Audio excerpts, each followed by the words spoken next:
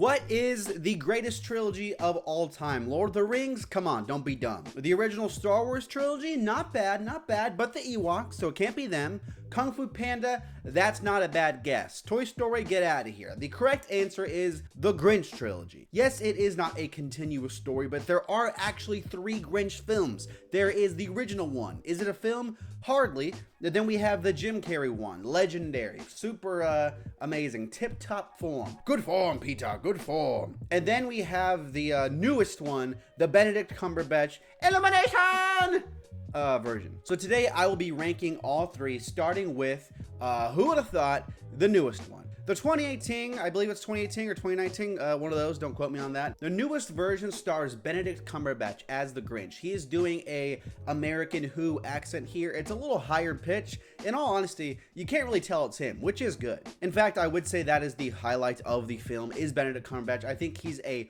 pretty good Grinch. As far as the Grinch goes, I'm like, yeah, that's the Grinch. He's, Grinchy. Also, the animation is incredible, dude. Just looking at the little hairs and the snows getting caught on little Who whiskers, that's always been amazing. The animation in Illumination in general always is just tip-top form. The way they do lighting and textures is some of the best animation we have right now. It looks so good. There are so many times in this movie, the snow, and like I said, the little hairs on the people, the hairs on the Grinch, all of that stuff.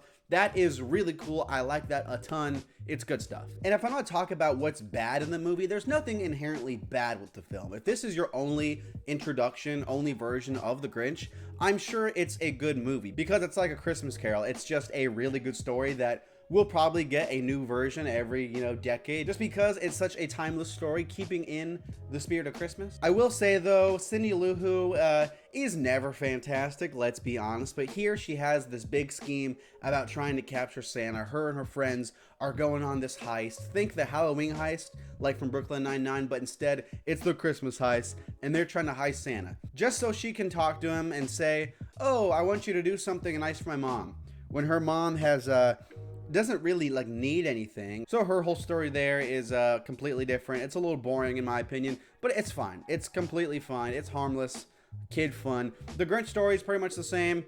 Yeah, there's that. As far as the Who imagination, it's a little lackluster compared to the other films, so there's that. In second place, I have the original one. This one is really short. Obviously, it gave us one of the greatest villain theme songs of all time, and that's what it does best. It also really commits to the rhymes, which I like. The Jim Carrey one, it dabbles here and there, but it never makes it a thing. The Benedict Cumberbatch one, it's like, you think it's gonna rhyme, because they'll string a few, paragraphs together, and then they'll, just ditch it for a few lines. You're like, wait, what?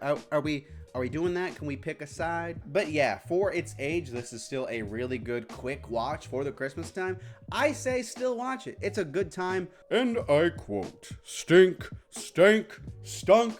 Obviously, legendary song. That's about that. The animation's cool. Everything else is cool. The Grinch doesn't talk that much. When he does that big, Naomi Scott smile, that's really cool too. Love that. First place, though, for me is the Jim Carrey one. Again, not a perfect film. I'm not putting this up with Citizen Kane, but damn, dude, is it enjoyable. The bad thing with this movie, though, the Who's are freaking terrifying. They don't have to look like the original one. We don't have to make that a thing. They are just utterly terrifying. Hate them all, except for Cindy Lou Who. All of them. Every single one, hate them. They're just terrifying. They're scary. The Grinch is the least scary looking guy in this movie, honestly. But what makes this so dang good is that Jim Carrey gives one of his, I'll say, I don't want to say best because there's so many good ones, but he gives a sensational performance. A performance that, if you look at the theme parks, they're still marketing this. They're still capitalizing off of this almost 2 decades later because it's that damn good. You don't see them marketing the new Grinch movie,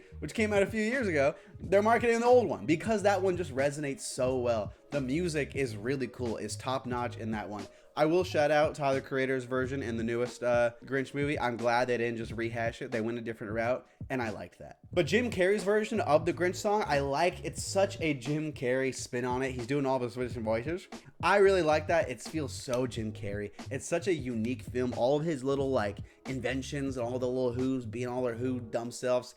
Enjoy that a ton. It's a great movie. I think you should watch it. All of them are good movies though. Let's be honest. As far as a film that's been remade now twice. This has to be one of the ones that is like, you know, it's still good. It's still quality. Probably because it's just such a good story, you can't mess it up. Anyways, that's the video. Merry Christmas time, holidays. Hope you're having a good holiday season. Hit subscribe for more holiday content as well as other stuff. I'll be around. I'll talk to you later. Goodbye.